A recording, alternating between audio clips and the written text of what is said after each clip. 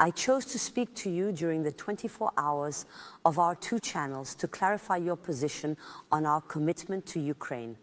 On February 26, after an international conference, you stunned everyone by refusing to rule out sending Western troops to Ukraine. A few days later, you called on Europeans not to be cowards. Finally, you stated that there were no limits, no red lines to French support for Kiev. So, have we understood you correctly? Are you considering sending Western French troops to Ukraine? Good evening and welcome. You're sitting in front of me. Are you standing? No. Are you ruling out standing up at the end of this interview? Of course you're not going to rule it out. You won't rule it out. There you go. We're not sure we'll do it, but in any case, we're not in that situation today. It's not a question of life or death, it's a question of sitting or dying. No, but first, there's a gradation, and it depends where you're doing it. I make this comparison to explain what it means not to exclude options. There's a reason for not doing it. And the position of simply saying what we're doing and giving ourselves red lines. What's the situation?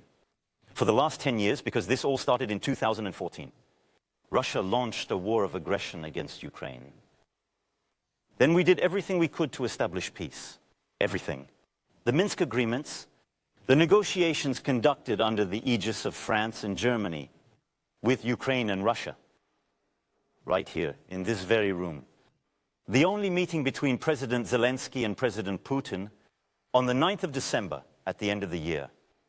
And Russia, the Kremlin regime once again decided for itself in February 2002 to launch the second stage of this offensive, a full-scale war against Ukraine. And not just the Donbass, because he's not telling us his limits. He regularly bombs Kiev, attacks Odessa, and so on. We have an objective. Russia cannot and must not win this war. For 2 years, we've been helping Ukraine. And if things were to get out of hand, it would once again be Russia's sole responsibility. Russia's responsibility. And so if we decide today to be weak, if faced with someone who has no limits, faced with someone who has crossed all the limits he gave us, we naively say to him, I won't go any further than this or that. At that point, we're not deciding peace. We're already deciding defeat. And you decide to say it, to send it, and that's a very strong gesture to decide to say that we might go that far. I accept, and I assume it because it's the role of the President of the Republic in our institutions. The President of the Republic is in charge of national defense. He doesn't make comments. He makes decisions for the safety of the French people. What is at stake in Ukraine? A war that is existential for our Europe and for France. I hope we'll come back to it because it's a key issue, subject. And so I've decided, because after 2 years of war, I want to remind you that we have systematically done what we said we weren't going to do, which also puts into perspective the very definitive statements sometimes made by some people across Europe. 2 years ago, we said we'd never send a tank. We did. 2 years ago, we said we would never send medium-range missiles. We did. We said we'd never send planes. Some are in the process of doing so. So, we've put too many limits, if I may say so, on our vocabulary. We're not escalating. We are not at war with Russia. Quite simply, we must be clear. We must not let Russia win. But the French haven't understood, you were talking about vocabulary, under what precise, concrete conditions French soldiers would go to fight in Ukraine. Was it because the Russian army would make a decisive breakthrough on the front line? Is it because a key city, Odessa, for example, is about to fall? You weren't specific on that. But perhaps I'm right not to be precise, and I'll say it again. But the two conditions I've just mentioned are either science fiction or possible scenarios. In your eyes. For some years now, we've all been living in a world where what we thought unthinkable is happening. This is the end of the carefree attitude I mentioned a few years ago. This is it. War is on European soil. Between Strasbourg and Lviv, less than 1,500 kilometers. Just imagine war is in this country. So it's not a fiction and it's not far from us. So all these options are possible. The only one who will take responsibility is the Kremlin regime. It won't be us. We will never go on the offensive. We will never take the initiative. France is a force for peace. But today, to have peace in Ukraine, we must not be weak. And so we have to look at the situation lucidly and say, with determination, will and courage, that we are ready to do whatever it takes to achieve our objective, which is that Russia should not win. If we're ready, it's because we're getting ready. That means right now... In the beginning, we're getting ready. That means we're training for air operations or... But France on the ground... On the ground? France didn't wait until February 2002 to get ready. We have a complete army model, a deterrent force and operational armies. And I would like to take this opportunity to pay tribute once again to our soldiers and their families. We are one of the few countries in Europe that for 10 years has had forces deployed in the Sahel to fight terrorism. And we have lost dozens of men there. But for you, it wasn't the same kind of fight. But did we think it was? Got the Islamists we were fighting issues. We were fighting enemies. Terrorists who were... Domestic enemies too. At the request of a state to prevent a sovereign state from collapsing and to protect our outposts. But do we think it's more incidental? Today, it's not necessary in Ukraine. But does that mean we should rule out everything? What I mean is that we're ready. That's why I decided in my first term of office, and right from the start, a considerable increase in the budget for our armed forces, which means that the 2 military programming laws that I would have had to decide as president would have led to a doubling of the budget for our armed forces. So we're not waking up on this subject. I'd just like to clarify one point. What has happened over the last few months is a profound change, and the leap forward that I called for on February 16, alongside President Zelensky here, and which led me to say this, but above all to decide on very concrete things with our allies, is that the Ukrainian counteroffensive has not gone as expected over the last few months. And when you look at the situation over the last few weeks, it's a difficult situation on the ground for the Ukrainians. That's an understatement. That's an understatement. Some experts say that I'm not being defeatist, but it's difficult. They're brave, once again. But they have limits. They have limits in terms of men. Because Russia is a bigger country, and as soon as there are only Ukrainian men, they have this limit, and they lose a lot of them. And they have a limit in terms of shells and missiles, because just about now, when Russia fires 10 shells, we respond with 1. So you can see that the situation on the front is very fragile. And next to that, you have a regime in the Kremlin that has hardened profoundly. Because what's the difference? All these last months, and I would say in gradation, the informational and cyber attacks, including in our daily lives on hospitals in France and elsewhere in Europe, which has hardened by deciding to kill political opponents. But this is nothing Alexei new. Lavallee, but I'm not saying it's us. I'm saying it's intensifying. But the alarm could have been sounded earlier. That's what I mean. You can't blame me for sounding the alarm too early, and you can't blame me for sounding it earlier. I believe that as I look at the situation with a clear head, we have done everything we could beyond sounding the alarm to be demanding. But the agreements with President Putin, the clear head that I am evoking in front of you, I have been wearing since the June of June in Versailles, saying, you're attacking us. You're manipulating our data. I was a victim of this in my first campaign. So we need to establish respect and stop you being a destabilizing force. I'll say it again in 2008, in 2009, but back then we wanted to avoid war. Then there was the time when we helped Ukraine to resist. But now the situation on the ground in Ukraine is changing. The situation is much more difficult for them. Russia is getting tougher at home and stepping up its attacks. And so, yes, I say to you with the utmost solemnity, this beginning of the year, 2024, must be, for us, one of startup. If we send soldiers over there, forgive me for remaining in this gloomy scenario, there'll be infantrymen, conscripts and airmen. Okay, so we don't talk about it. But first of all, I don't wish it. I want Russia to stop this war, withdraw from its positions and allow peace. But you no longer believe that. But what's important here is, firstly, it's not my wish. But secondly, I'm not going to give visibility to someone who doesn't give it to me. That's a question for President Putin. Come on. But he asked me where I thought the number was today. Your Minister of the Armed Forces gave us some visibility. He said, no, we're not sending any men over there. But we don't know. It may be minors. We don't know. That's what we expected. I can tell you this because he made a distinction between what was decided and what we're putting in place and what we shouldn't exclude because we'll adapt. We have decided, last February 26 in Paris,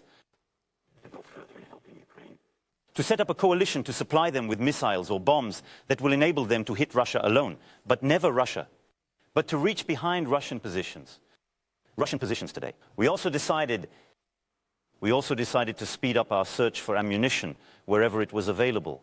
That's what I went to Prague to do a few days later, and we decided to carry out 5 joint actions, and we all agreed around this table, Europeans, Americans, Canadians, Brits, to say we're going to clear mines together, produce and repair equipment, deploy civilian forces on the border with Belarus, protect the border with Moldavia, again with civilian forces, and defensive cyber actions on Ukrainian soil. On the other hand, they have not decided to send any troops at all. And they let you know as soon as you said that. We can always come back to that, and I'm going to get to the bottom of it. That's what the French are asking. But they're absolutely right. But I say today, we've decided on this, and it's a change. We decided it in Paris. It's the start of a new awakening. Then, I tell you, we'll do what's necessary to achieve our goal.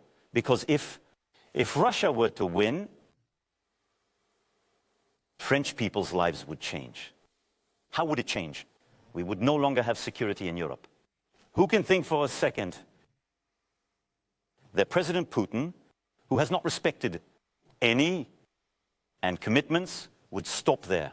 What's happening in Ukraine today also affects France's vital interests. There is a danger, but the security of France, Europe and the security of the French are at stake over there. And these are our vital interests. You're using a term that has particular connotations. I say security. And you yourself have used the term existential threat. But that means it's our very existence that's at stake in the game. Say it and I assume it. We've already suffered the consequences of this war in our daily lives. We've already suffered these attacks. Many of our hospitals have already suffered days and days of dysfunction due to Russian aggression. We've already suffered the consequences in Europe. The price of gas, the situation of our economy, the cost of cereals, the economic upheavals that have followed are the consequence of this war launched by Russia. And if Russia wins this war, Europe's credibility will be reduced to zero. Will be reduced to zero. What would be the credibility on our soil of a power, the European Union, of its members who let this happen? What would be the security of Europeans?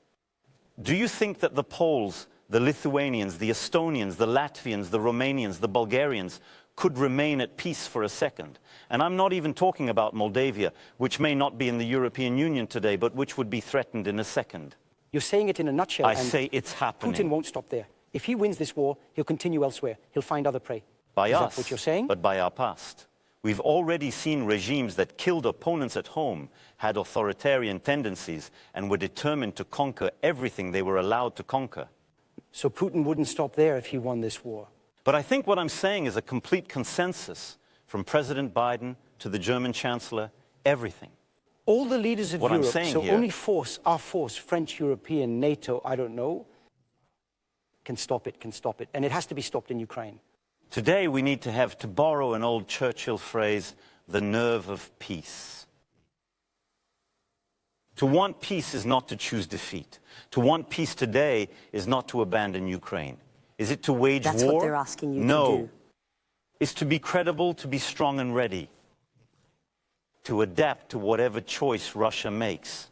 And so, if war were to spread to Europe, it would be Russia's sole choice and sole responsibility. But to decide today to be weak, to decide today that we would not respond, is already defeat. Sir, don't say it. Why can't you say so? I don't want you to. But contrary to what you'd like to believe, many of my counterparts have followed my lead. A few days later, I was in Prague, and next to me was the president. Czech said exactly the same thing. You had the Lithuanian president here a few days ago, he said himself. All options must be open. He even obtained a mandate from his parliament to send. That means you've convinced them. But things are moving. The process of getting but as the we've states done on every board. time, in February 2082, in March 2082, in Versailles, we decided on a strategic agenda, the agenda for Europe's strategic autonomy. It's still called the Versailles Agenda. It is still valid, and we have been in the vanguard. We debated the possibility of recognizing Ukraine's application to join the European Union. To join the European Union. Not many people were there. 2 months later, I took the train to Kiev with Chancellor Scholz, Prime Minister Draghi, and the President of Romania. Zelensky, that we were for it, and we decided at the next council meeting that this would be the case. Things are moving. We simply have to. And because it's my responsibility, do I want to give you the finger? My responsibility is the security of the French people and national defense. And our security is also at stake in Ukraine today. By the way, today, March 24, is the Russian regime, Vladimir Putin's regime, France's enemy? He is the adversary. What is the semantic nuance between adversary and enemy? We are not at war with Russia. Yeah, but it is waging war on us. So you want it to be We're one? attacking on a cyber level, yes. But it's a form of war. Russian agents hired by Russia, who were Moldovans, tagged photos of David You're right in Paris. to say all that, which is a hybrid form. But we have to be careful not to qualify them immediately, because otherwise we'd be ourselves. What would it take for you to say the word enemy? What would sympathy But if Russia have were to commit escalate for it again, to be one? dragging us all into a conflict, I wish with all my might that it wouldn't. But for sure, today we're in a situation where we can't afford to lose. But today, Russia is certainly an adversary. The Kremlin regime is an adversary, but I've always said it. We are not waging war against Russia and the Russian people. And we support Ukraine. We are doing everything we can to help it defeat Russia. Russia in check because, let me put it very simply, there can be no lasting peace if there isn't sovereignty and a return to the internationally recognized borders, including Crimea.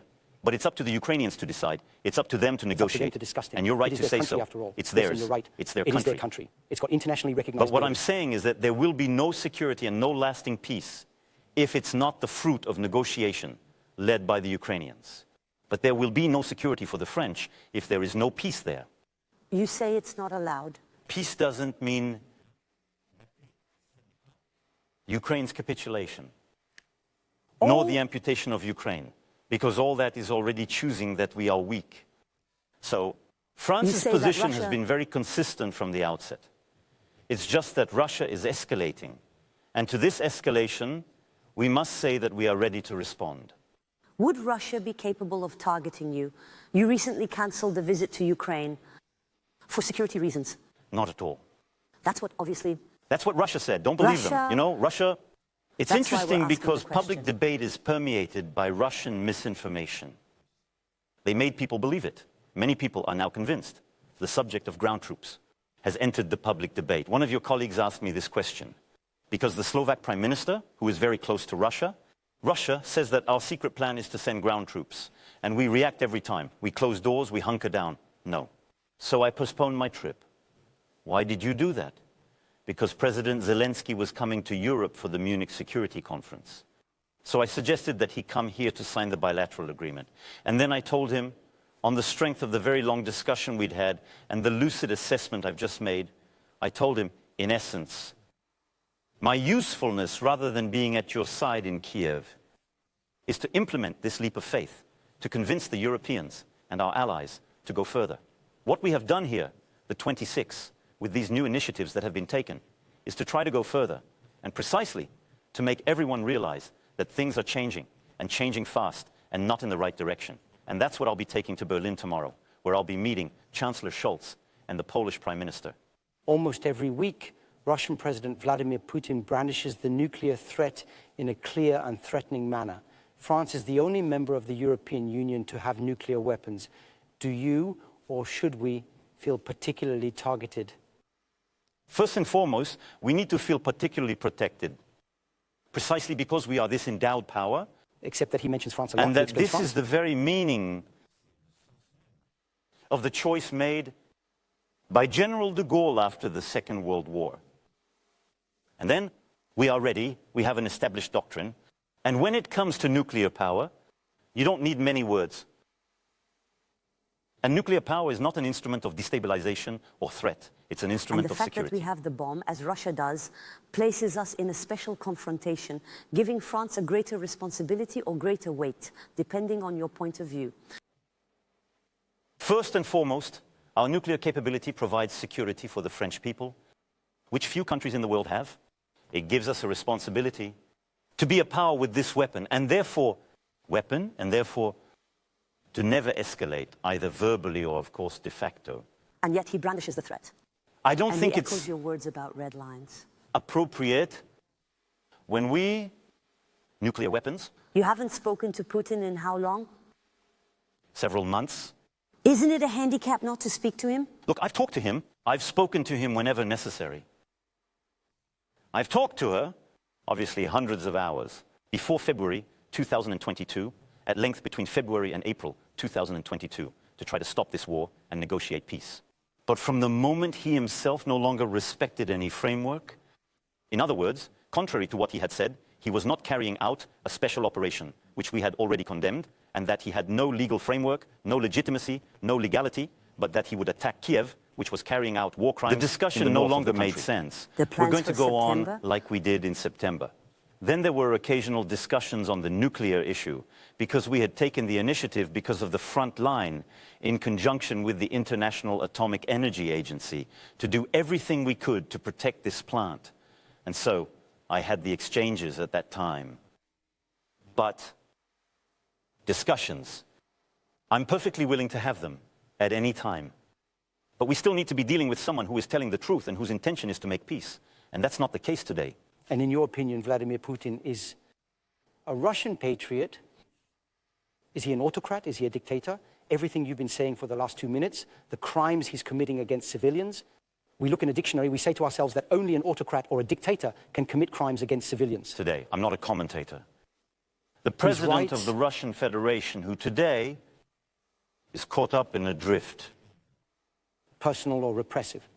And authoritarian drift in his country, and has chosen in recent years to be a power of destabilization, to be a destabilizing power in Europe. In Europe, by launching a war for which it bears sole responsibility and threatening the security of all.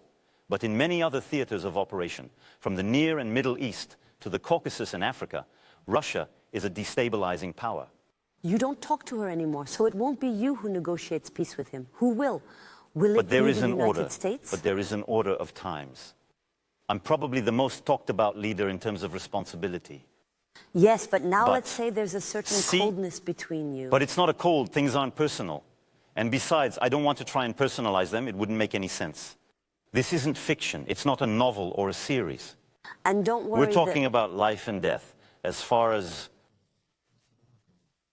I'm informed, I don't feel that Donald Trump is president of the United States of America. There's a risk. And so today it's clear there's not a risk, there's war. As we speak, men and women are dying in Ukraine by President Putin. And what I'm telling you is that if Ukraine falls, our security is threatened. And so the time has come for us to resist. And we're in a time, and this is the time I'm taking on, to say that if Russia were to continue its escalation, if the situation were to deteriorate, we have to be ready. And we will be ready. And to be ready. And we will be ready. It's and we'll be ready to necessary. make the decisions to ensure that Russia never wins. Which is why you said that France is in a war economy. Will come, I hope, as soon as possible, the moment when we will have to speak again with the president of the Russian Federation, whoever he may be, when the time comes. And France is in a war economy, you said at the beginning of the year. You were talking about shells earlier. Take a look at the figures with Anne-Sophie. As we speak, France is producing less than 100 shells a day, unless we're mistaken. That's what Ukrainian soldiers are using. Used in a few minutes. Sorry, it's very modest, but it's the most we can do. It's modest, and it's quite normal for these categories because we don't have a defense industry that's adapted to an ever-increasing demand. We don't have a defense industry that is adapted to a war of high territorial intensity, which is not in any of our forecasts and which we are not preparing to wage for ourselves. Will it ever be? And so, several things. Firstly, as early as February 2022, I declared to all industrialists that we were moving into a wartime economy. I asked them to make an effort to produce more and to produce faster. And that's what I entrusted to the Minister of the Armed Forces at that time. We got the job done on several segments that were essential for the Ukrainians. Caesar cannons, which are crucial to Ukraine's defense, we increased their production. And where we have delivered a few dozen since the beginning of the conflict this year, because we have multiplied the lines and increased production rates, we are going to produce almost 75 Caesar cannons, all of which will go to the Ukrainian front. That's a lot more than we've delivered since the beginning. We have more than tripled our production. Categories of shells and missiles that are relevant to the Ukrainians. But there are limits, and this is true of all European countries. So what do we do about it? We're increasing our capacities and production rates, but above all, it's taking time because we have to create new lines and new production structures. That's why we decided to create them in Ukraine, because it's closer to the field and can be done much faster. That's what we decided here with all our partners. And that's what we're going to do, hand in hand with Germany. Expose you to bombardment. That's been agreed. You underline a form of contradiction, perhaps, among some of my partners who are ready to produce them on Ukrainian soil, but not ready to make certain commitments for the future. Well, that'll come. We could be French engineers, but our questions we're in the are process for of looking Muslims. into, within the framework of these coalitions, the deployments we'll be making in Ukraine to co-produce with them. This will help us to move ahead more quickly. And finally, we're doing two other things, one in the short term and one in the medium term. That's what war economics is all about. In the short term, we look for ammunition wherever it's available. So we're going to sound out every country in the world. I won't mention their names here because for some, confidentiality is important. But we'll search their available stock and offer to buy from them because it's a question of speed. At the same time, we're putting the European defense industry in a position to produce much more in the long term. How do you finance it? Because we're having a bit of a budgetary problem at the moment. We're making a lot of savings. Yes, but billions. because... How do we finance this whole war effort? But first of all, I'm going to be very frank with our compatriots and with you. We can't say that we've all been doing it for 2 years. And we've been saying it, all European leaders have been saying it, all of them, there's no exception. Our future is at stake in this war. This war is existential. And to say, we're going to carry on living as if nothing had happened. No, but I'm telling you, that's not possible. How we finance... So, as I'm telling you, we've already anticipated the situation since we have a military programming law that comes after the other one. We have doubled our disarmament budget. On top of that, we've been making budgetary choices since 2002. On top of that, we're financing aid to Ukraine. And we've already financed 4.8 billion euros, more or less, and we're going to go up to 3 billion euros this year. And then is our European commitment. That's why we've launched a European Peace Facility.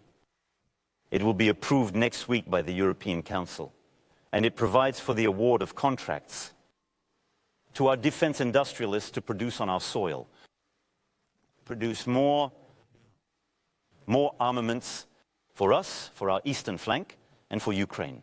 And we're going to use this money. We're also going to use the money we have in the investment program to go and produce in Ukraine with the Ukrainians. So Europe is also mobilizing alongside our national investment. And on top of that, we shouldn't exclude the possibility of that we'll have to make additional decisions as Europeans. Additional decisions in Europe, and in other words, i.e. to decide to finance new initiatives. With loans? And I don't rule it out. And I think that what we were able to do during the COVID period, which was to say we're facing a shock, this pandemic, we're all affected. And we need to raise money together on the markets, putting our signature on the table. That's what kept us going. And that's what enabled us to get back on our feet. Personally, I think that if the needs were to be greater, and this is a proposal that has been made by the Prime Minister of Estonia, not a French proposal, but I subscribe to it. And so I think that what I want you to understand from the start of our conversation, and basically for the last 10 days, and what I want our compatriots to understand, there is only one party responsible for the situation we find ourselves in. It's the Kremlin regime. But we have a responsibility, and I say this in all conscience as President of the Republic. Do you want it is, to I tell you conscientiously, but it will never be... Have you seen the polls? Have you seen the polls? The support has continued, but... War in Ukraine, you know, we've been through it at other times in our history. It's always much easier to go and sing nursery rhymes to people. I could tell you tonight, because it's not popular. You know, it's a long way off. We're for peace. We're for peace. The people who say that today, the same people who don't want to support Ukraine, by the way, they're not choosing peace. Who are you talking about? They're choosing defeat. A few days ago, they chose to give up their sovereignty because they chose right now to say that we have limits. And so, to the one who, until now, has had none, has taken all the responsibility for aggression, we'll let you move forward. because we're afraid. Because they fear your fear. Who are you talking about? And those in France? Ukraine. But at last? Well, very clearly, have decided not to support Ukraine. Mr. President, a few days ago, the Senate and the National Assembly had to vote on a security agreement you signed with the Ukrainian president. Several political parties abstained or voted against. The National Assembly abstained, and the Communist Party and France Insoumise voted against. What do you think of their position? They're pacifists and have every right to be. They are instruments of the Kremlin, useful idiots, as we might have said a few decades ago. No, I've always tried to keep the country united, right from the start. The meetings I held in Saint-Denis, I did so again when I saw all the party leaders and the presidents of the constitutional assemblies were held a few months ago. Constitutional assemblies a few days ago. And after that, it's freedom, it's political pluralism, so we have to be respectful of that. But I have a very profound disagreement. I think that today, in good conscience, choosing to abstain or to vote against support for Ukraine is not choosing peace, it's choosing defeat. And that's very different. And when they accuse you of instrumentalizing the conflict in Ukraine? We've already had this debate. In the service of We've already had this debate. Finally, because the last presidential election was held a few months after the start of the February conflict in Say. Listen to this. You can't be serious. That's all I can say. It's not serious because the responsibility for this war, the responsibility for the blows to the Ukrainian front, is Russia's alone. Our responsibility is to be strong for peace. Our responsibility is to hold this European unity together.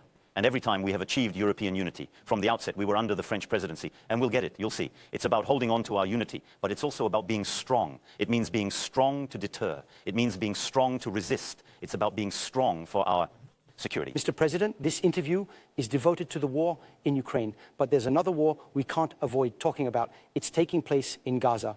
There will probably be 30,000 deaths. The circumstances on the ground are atrocious. Since the terrorist attacks in Israel on October 7th, you've always said that you're behind Israel and that Israel has the absolute right to defend itself. Does Israel have the right to defend itself to the point of revenge? What do you think of the Israeli army's action today in the Gaza Strip? Words being important, I never said that Israel had an absolute right. France has right to defend itself, that's absolute what you right. said. Yes, that's right. And in the first but place, absolute has right. a meaning, and I never said the word. Absolute. France's position has been consistent from the outset. And here again, we were perhaps alone at one point last October when we were joined by others. First of all, we implacably condemned the massive terrorist attack launched by Hamas against Israel and its people. Then you called for a coalition against Secondly, Hamas. That didn't go down too well for the time You'll being. excuse me, but we're all in the process of dissolving associations that finance. The international coalition against Hamas. But it's to say,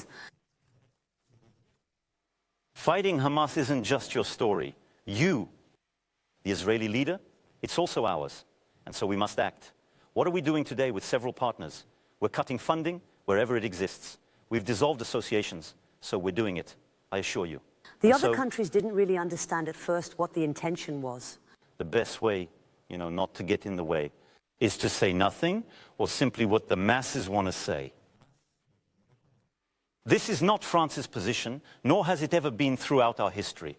Our position, if you'll allow me to express it, is simple. Firstly, implacable, clear condemnation of the attack. Secondly, we said, Israel's security is not just your business, which also means you can't conduct your defense under all conditions, but we are ready to cooperate. For example, on financing, which is what I said right away, to fight against the mass. Secondly, you are a democracy, so you have a responsibility to respect humanitarian law, the laws of war and international law. And that's why, back in October, France called for a truce. That's why we were the first European country to bring a resolution to the Security Council, with several countries in the region. Jordan, United Arab Emirates, to call for a ceasefire. That's why, in October, we organized here the only humanitarian conference in support of the Palestinian people and Israel. For the Palestinian people and one king, officially calling for a ceasefire. And the third component is a political response, because the security of the entire region of Israel, of the Palestinian people, and of all the states in the region, is for there to be a political response to the Palestinians' legitimate right to a state. 3 French hostages have been held by Hamas for over 5 months.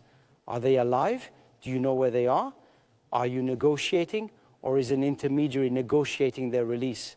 Thank you for raising this subject, which is so important to us. We have fought hard with Qatar and Egypt in particular, to secure the release of our hostages who have been freed in recent months. We still have 3 hostages. I'm not going to say anything tonight, as you'll understand. Discussions are underway, and only the families have been informed. Discussions are ongoing. We're putting a lot of energy into this, and I'd like to thank the partners I mentioned. And I really... that we will obtain these releases. It's essential for us. And I hope that, in addition to the French hostages, all the hostages, Israeli hostages and hostages around the world, because this is an unacceptable practice, and lives shattered and confiscated. In any case, over there too, we will do everything we can for peace and security for all. This is the meaning of the initiative we have raised, and we are doing everything we can to once again call for a ceasefire. Thank you, Mr. President. Thank you very much, Mr. Chairman, for answering our questions. Thank you for... Thank you very much. Thank you very much. Have a great evening. Thank you very much.